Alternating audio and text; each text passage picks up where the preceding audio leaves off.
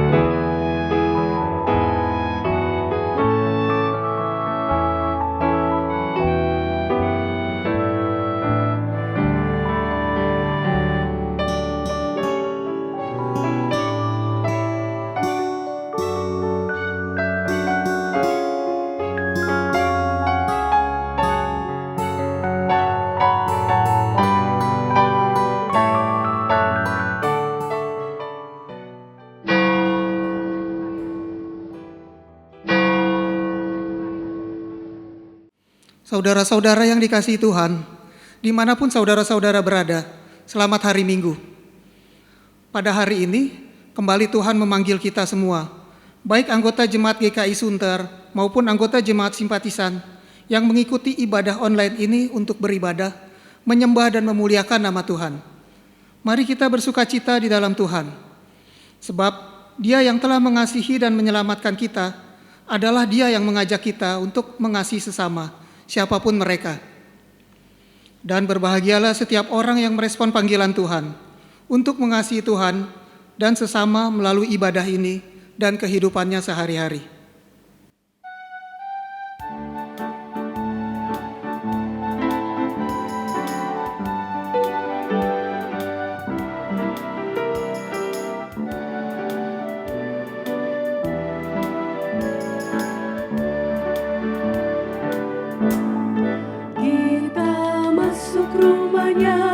Berkumpul menyembah kepada-Nya. Kita masuk rumahnya, berkumpul menyembah kepada-Nya.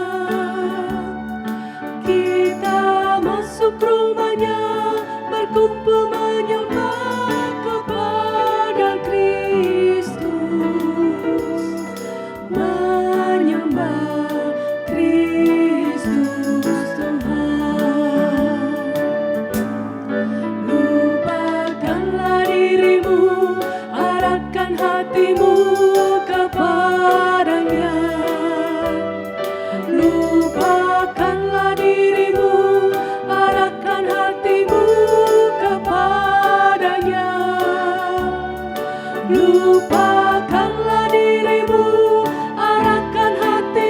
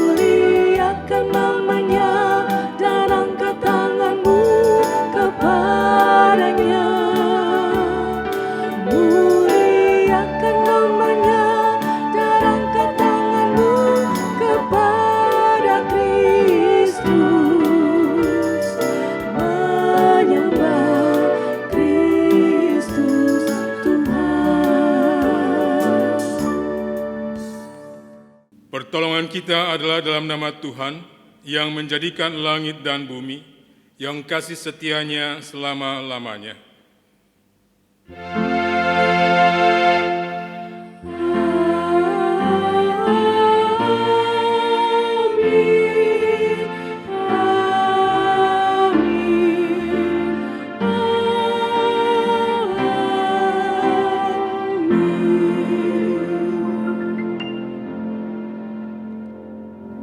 Tuhan beserta saudara.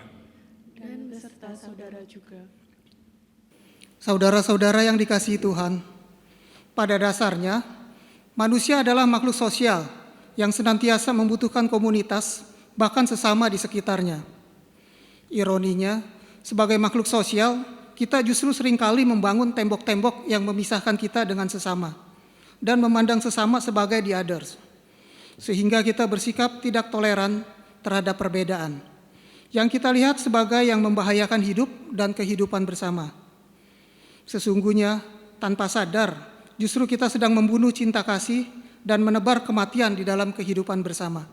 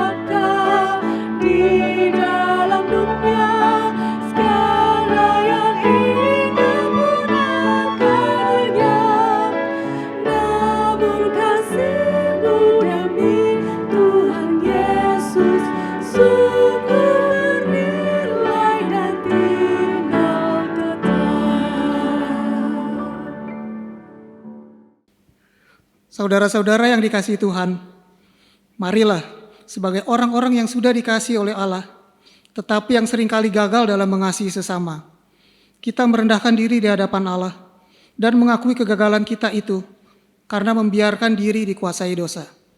Mari kita berdoa. Ya Allah, kami percaya sebagai gereja dan orang percaya yang Engkau utus dan hadirkan di dalam dunia dan di tengah sesama, banyak kegagalan yang telah kami lakukan, dan juga gagal untuk mensyukuri anugerah-Mu. Tetapi, Engkau tetaplah Allah yang baik, yang setia dan penuh kasih kepada kami. Engkau tetap menolong dan memampukan melakukan tanggung jawab kami, tanpa memandang jahatnya dosa yang sudah kami lakukan. Ya Allah, ampunilah ketidakmampuan dan kegagalan kami untuk mengasihi, karena sikap mengasihi diri sendiri dan mementingkan diri sendiri.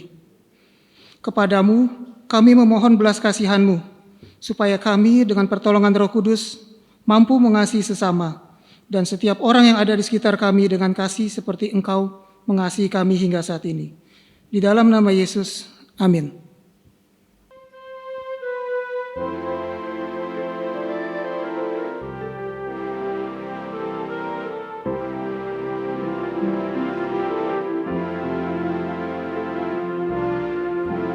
Ya Tuhanku, ya Tuhanku, kasihani daku.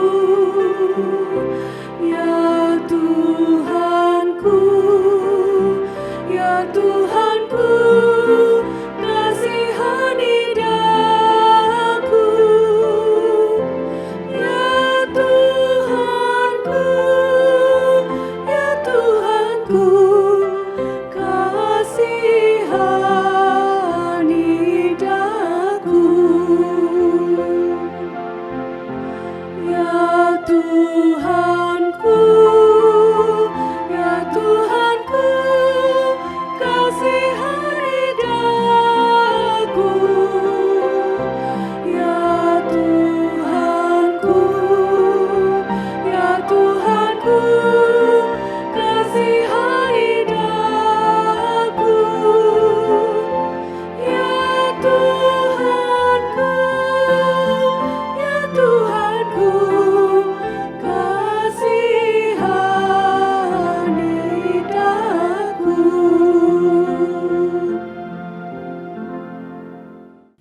Kepada kita yang mengakui dosanya dengan kerendah hatian dan jujur, dengarlah berita pengampunan dari Allah menurut 1 Yohanes 4 ayat 10. Demikian. Inilah kasih itu, bukan kita yang telah mengasihi Allah, tetapi Allah yang telah mengasihi kita dan yang telah mengutus anaknya sebagai perdamaian bagi dosa-dosa kita. Di dalam Kristus engkau telah diampuni. Di dalam Kristus engkau pun telah diampuni. Damai Kristus bagimu. Damai Kristus bagimu juga.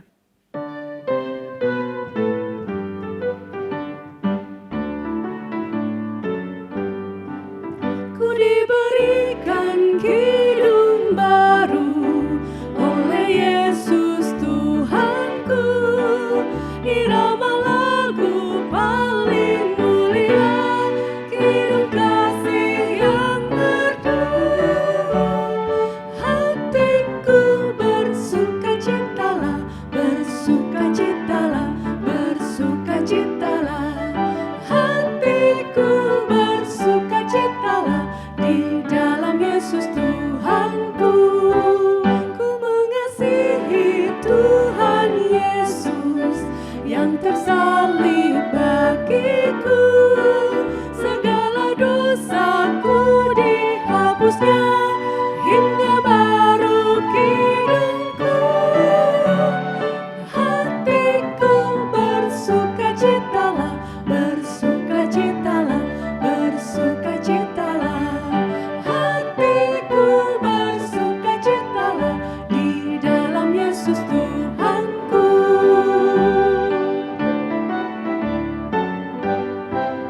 Ku muliakan kasih Yesus dalam lagu yang merdu.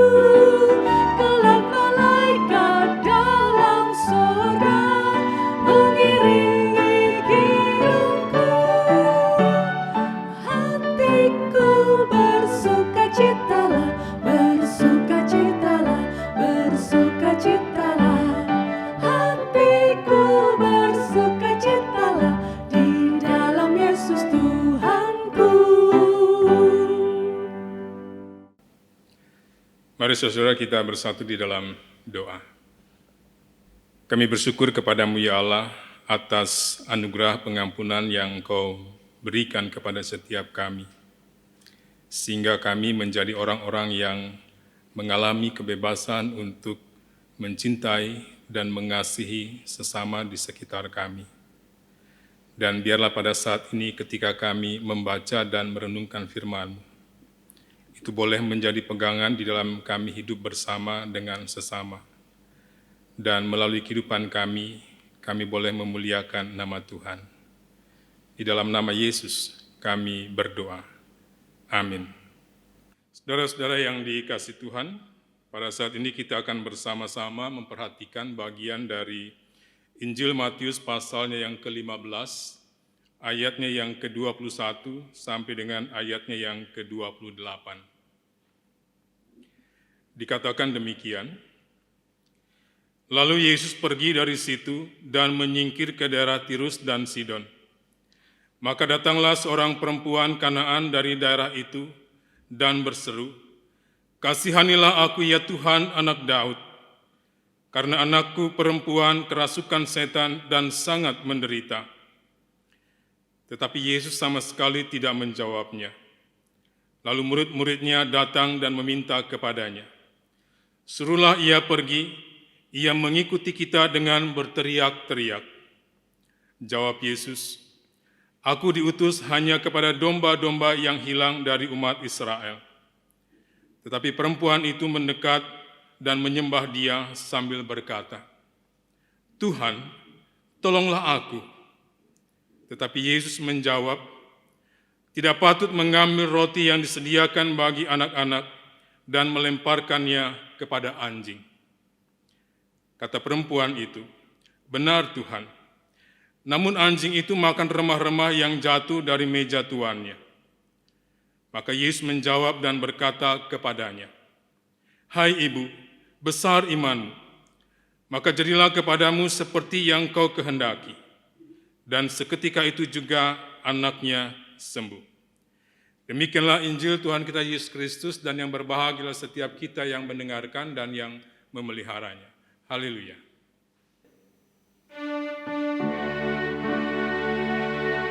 Haleluya, haleluya, haleluya.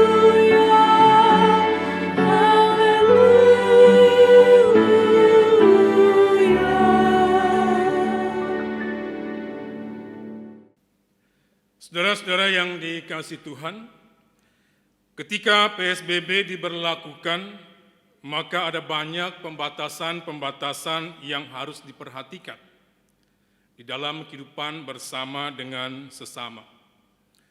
Terlebih ketika pandemi COVID-19 ini belum bisa teratasi dengan baik.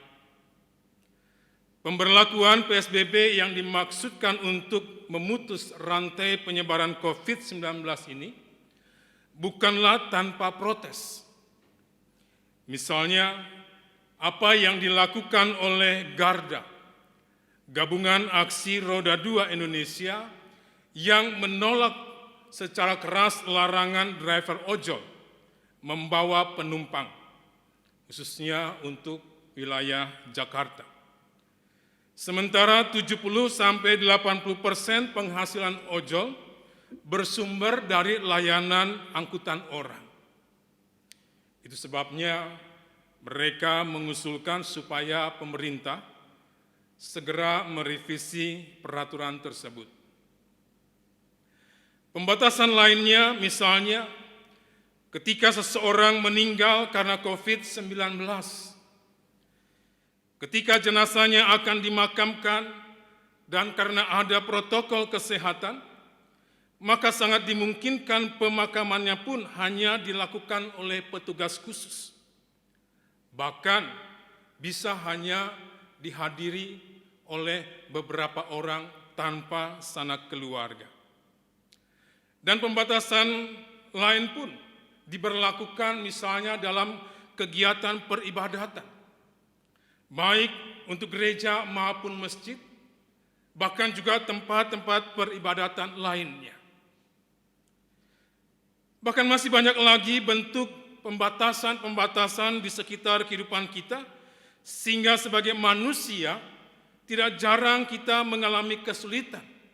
Bahkan kita tidak dapat mengekspresikan kebebasan berelasi satu dengan dan terhadap yang lain, seperti suku, budaya, dan agama. Lalu bagaimana dengan kasih di masa pandemi COVID-19 ini? Apakah kasih juga tidak dapat diekspresikan di dalam kehidupan bersama? Saudara-saudara, kalau kita memperhatikan bacaan Injil pada hari Minggu ini, Maka ada beberapa hal menarik dari perjalanan pelayanan Yesus.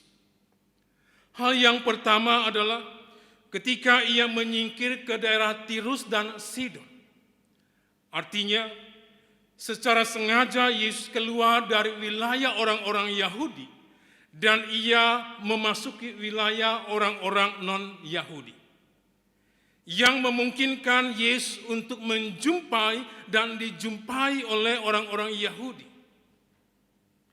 Di situ, di sebuah rumah, ia didatangi oleh seorang perempuan non-Yahudi, seorang perempuan Kanaan keturunan Yunani dari Sirofenisia. Melalui menyingkirnya Yesus ke daerah Tirus dan Sidon, kita dapat memahami bahwa kasih lintas batas itu harus diusahakan dan dilakukan secara sengaja. Kasih lintas batas bukan sebuah respon, melainkan sebuah aksi. Keluar dari wilayahnya sendiri dan menjumpai sesamanya di wilayah yang lain. Keluar dari sekat-sekat kesukuan, budaya, dan agama. Seperti Allah yang turun dari surga dan masuk ke dalam dunia manusia menjumpai manusia. Menjadi gereja yang mewujudkan kasih lintas batas tidak cukup hanya dengan menjadi gereja yang membuka diri, melainkan harus menjadi gereja yang memberi diri. Kemudian hal yang kedua, di dalam dialog perjumpaannya dengan si perempuan Sirofenisia itu, secara sepintas kita bisa melihat sepertinya Yesus adalah seorang yang sangat rasis. Sepertinya dia adalah seorang yang sangat kasar sekali terhadap si perempuan Sirofenisia yang datang kepadanya untuk meminta bantuannya. Dan sikap diam yang diperlihatkan oleh Yesus juga sempat disalah mengerti oleh murid-muridnya. Namun dari situ kita bisa mengetahui dan memahami bahwa ternyata sampai saat itu murid-murid Yesus masih bersikap layaknya seorang Yahudi yang menempatkan diri mereka sebagai the others bagi perempuan Sirofenisia. Mereka masih menutup diri terhadap si perempuan Sirofenisia itu. Sehingga tidak aneh ketika mereka melihat Yesus bersikap diam, mereka segera meminta Yesus untuk mengusir atau menyuruh si perempuan Sirofenisia itu untuk pergi. Oleh para murid, keberadaan dan kehadiran si perempuan Sirofenisia itu dinilai sangat mengganggu. The others menjadi sebuah sekat yang sangat kokoh dan kuat yang dibangun oleh murid-murid Yesus terhadap si perempuan Sirofenisia itu. Sehingga relasi di antara mereka terputus dan kasih menjadi sangat egoistis. Sebaliknya, melalui sikap dialognya, pada satu sisi Yesus sedang mengkritisi sikap orang-orang Yahudi pada umumnya yang selalu menempatkan dirinya sebagai the others terhadap orang-orang atau bangsa-bangsa di sekitarnya yang dianggapnya sebagai lawan atau sebagai musuh yang harus ditaklukkan. Sebagai the others, mereka selalu memiliki sikap merasa benar sendiri dan ingin menang sendiri. Sebagai the others, mereka tidak bisa bersikap toleran terhadap perbedaan. Mereka tidak bisa hidup harmoni dengan orang-orang di sekitarnya. Pada sisi lain, melalui sikap dialognya, Yesus sedang memberitahukan dan memperlihatkan bahwa dirinya bukanlah the others. Dirinya bukanlah orang lain, khususnya bagi si perempuan Sirofenisia itu. Yesus adalah sesama bagi si perempuan Sirofenisia. Yesus adalah sesama bagi siapapun juga. Sehingga kita tidak perlu terkejut kalau sampai saat itu kita masih bisa melihat Yesus yang berdialog, bahkan Yesus yang mendengar apa yang menjadi keluhan si perempuan Sirofenisia itu. Bahkan di akhir dialognya Yesus sempat memuji si perempuan Sirofenisia. Hai ibu, besar imanmu. Melalui sikap dialog Yesus, kita bisa mengetahui bahwa kasih lintas batas itu bukan sekedar belas kasihan, tetapi juga usaha untuk mau mendengar dan memahami subjek kasih di luar diri kita, untuk menghancurkan sekat-sekat pemisah dan menyembuhkan sesama dari luka yang menyakitkan. Kasih itu melibatkan keseluruhan hidup kita. Dan kita diperintahkan untuk mengasihi dengan segenap hati, dengan segenap jiwa, dan dengan segenap akal budi kita.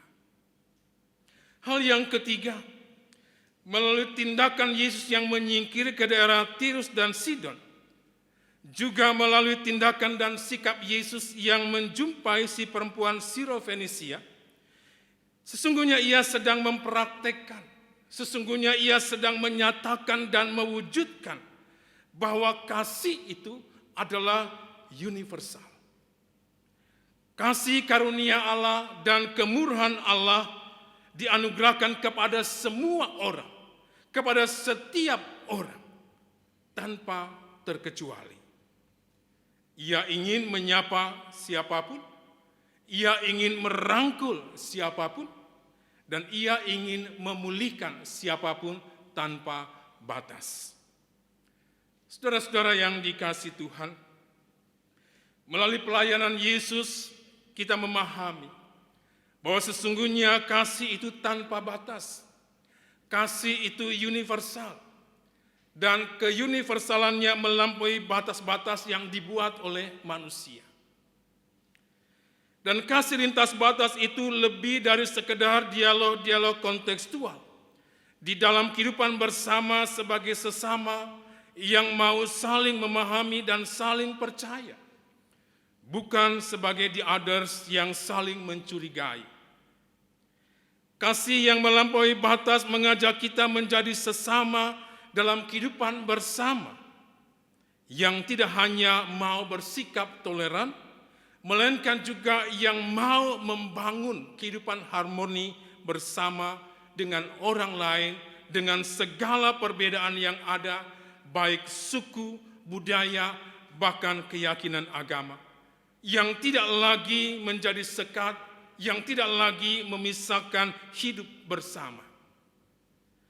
Kasih lintas batas lebih dari sekedar keinginan-keinginan berbuat baik yang hanya bertahan sebentar saja. Dan itu tidak mudah. Dibutuhkan sebuah keteguhan hati, dibutuhkan sebuah kegigihan seperti sikap si perempuan Sirofenisia yang datang dan memohon kepada Yesus. Lalu bagaimana dengan gereja?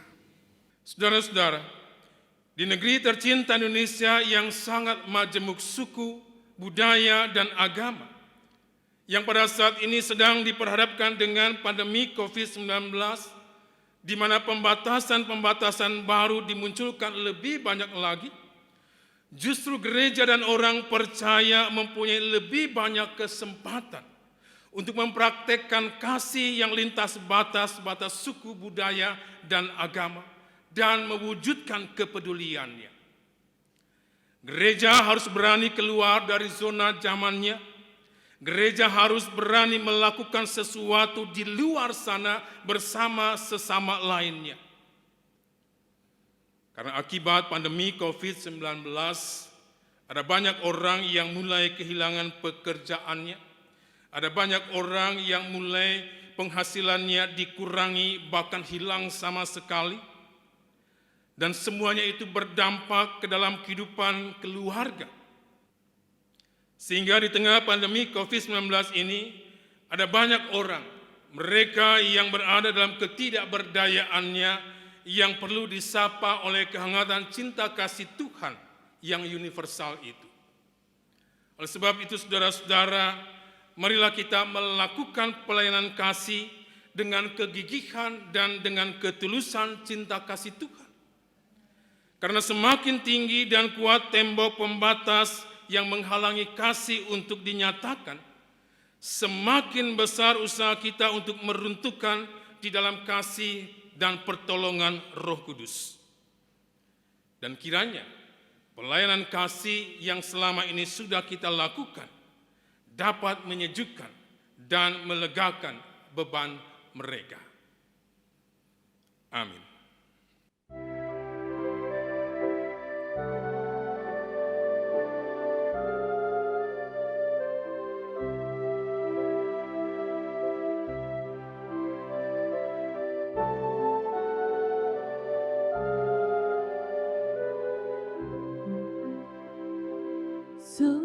Setiamu Tuhanku tiada bertara, dikala suka di saat kalah. Kasih-Mu Allahku tidak berubah. Kaulah pelindung abadi tetap. Setiamu Tuhanku tiada bertara, dikala suka di saat gelap. Kasih-Mu Allahku tidak berubah. Kaulah pelindung abadi tetap. Setiamu Tuhanku mengharu hatiku. Setiap pagi pertama jelas, yang ku perlukan tetap Kau berikan, sehingga aku pun puas lelas. Great is Thy faithfulness, O God my Father. There is no shadow of turning with Thee. Thou changest not, Thy compassions they fail not. As Thou hast been, Thou forever wilt be. Great is Thy faithfulness, great is Thy faithfulness. Morning by morning, New mercies I see. All I have needed, Thy hand hath provided. Great is Thy faithfulness, great is Thy faithfulness, great is Thy faithfulness, Lord, unto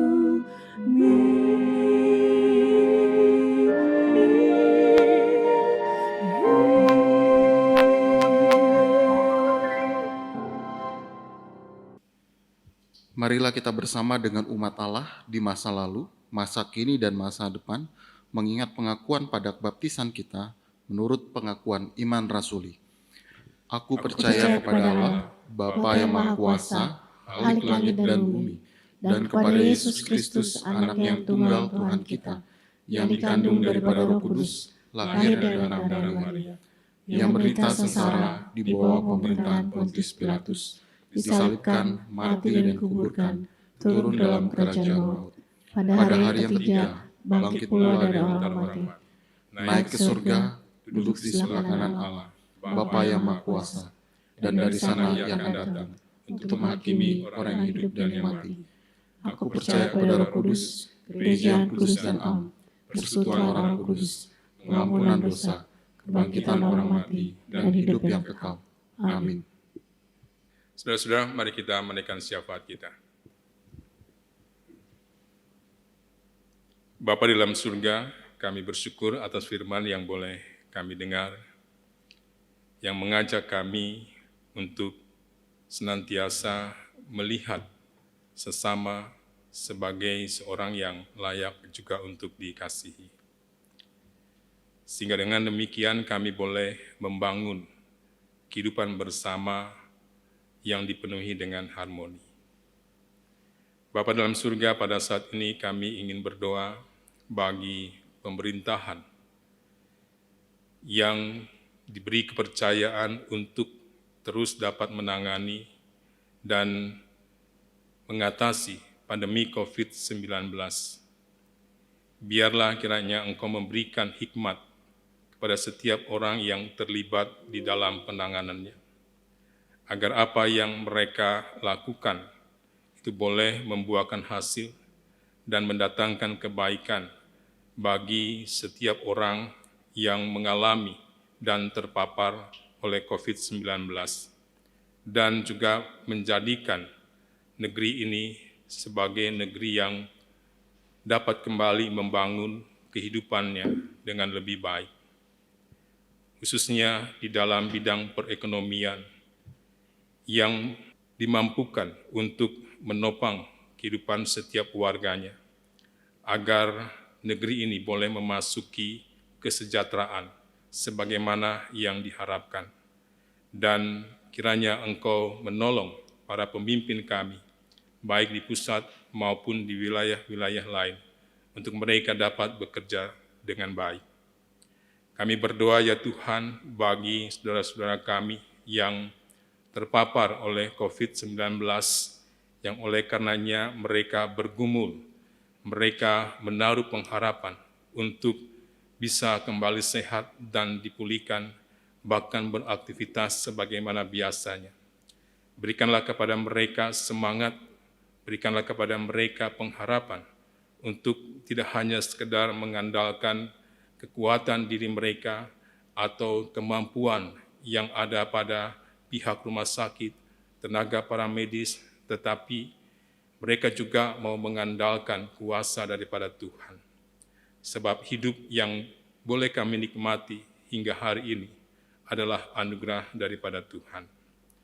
Kami mau berdoa ya Tuhan untuk setiap gereja yang sampai saat ini belum dimampukan untuk melakukan ibadah. Biarlah setiap kami yang ambil bagian di dalamnya dan termasuk di dalamnya boleh mendukung upaya-upaya untuk kami bisa menciptakan relasi yang baik satu terhadap yang lain, sehingga persekutuan kami sebagai gereja, baik secara organisatoris maupun sebagai persekutuan orang percaya, boleh tetap terjaga dan terpelihara. Kami mau serahkan seluruh pergumulan kami ini sepenuhnya hanya ke dalam tangan kuasa Tuhan kami Yesus Kristus yang telah mengajarkan kami berdoa.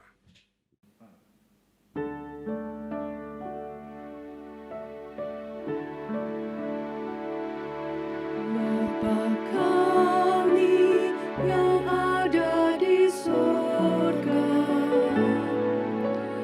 dikuduskanlah nama-Mu,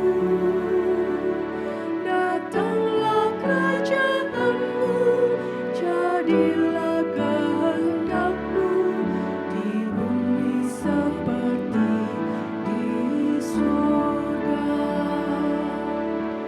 Beri kami hari ini makanan yang secukupnya. Ampuni salah kami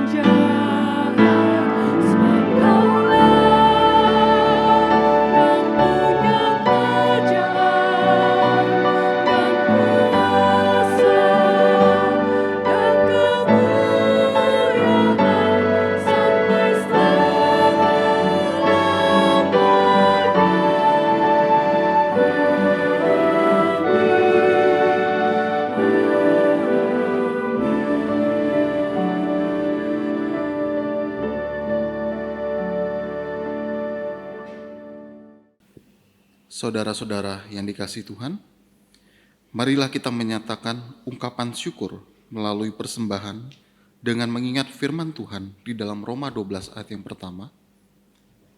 Karena itu, saudara-saudara, demi kemurahan Allah, aku menasihatkan kamu supaya kamu mempersembahkan tubuhmu sebagai persembahan yang hidup, yang kudus dan yang berkenan kepada Allah. Itu adalah ibadahmu yang sejati. Saudara-saudara dapat memberikan persembahan dengan mengirim atau mentransfer persembahan saudara-saudara, dan persembahan juga dapat dikumpulkan melalui amplop untuk kemudian dibawa ke gereja pada saat kita bisa kembali beribadah di gedung gereja.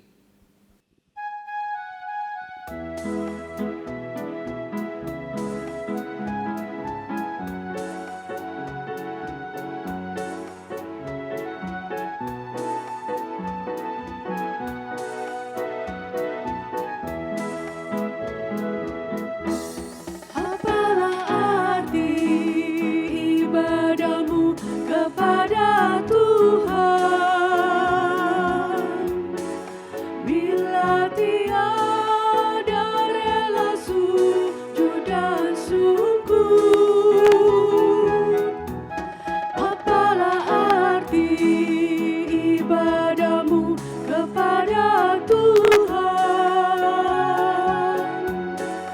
bila tiada hati tulus dan syukur?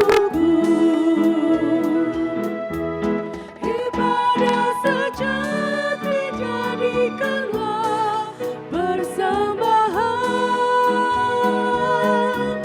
Ibadah sejati kasihilah sesamamu. Ibadah sejati yang berkenan bagi Tuhan. Jujur dan tulus ibadah murni bagi Tuhan. Berbahagia orang yang hidup beribadah, yang melayani orang susah dan lemah,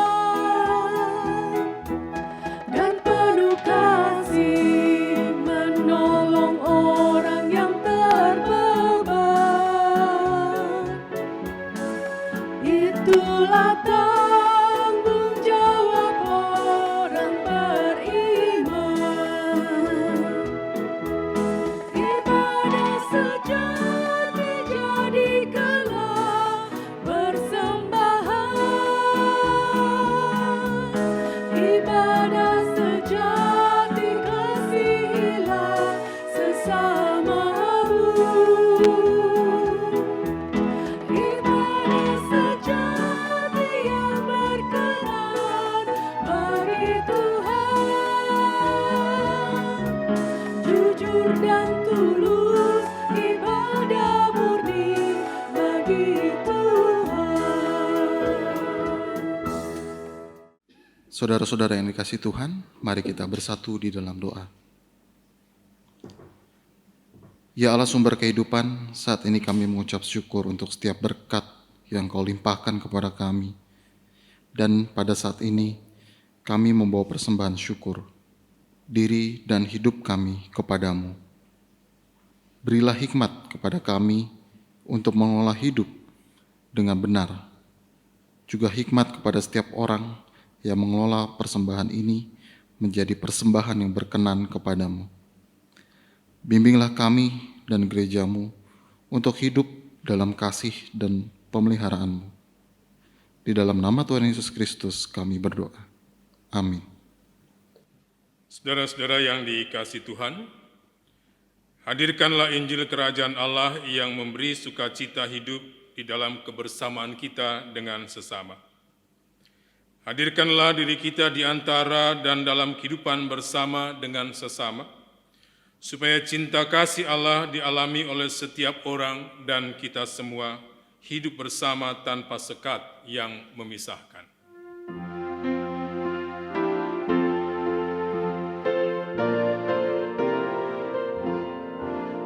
Keluar dari kau dan rumah Bapamu, serahkan dirimu kepada rahmat-Mu, percaya sabdanya, berjalan dengan suka ke tanah air bakal yang tertentu di muka, pergi dengan segera ke lorong negeri dan kesimpangannya yang buruk dan keji.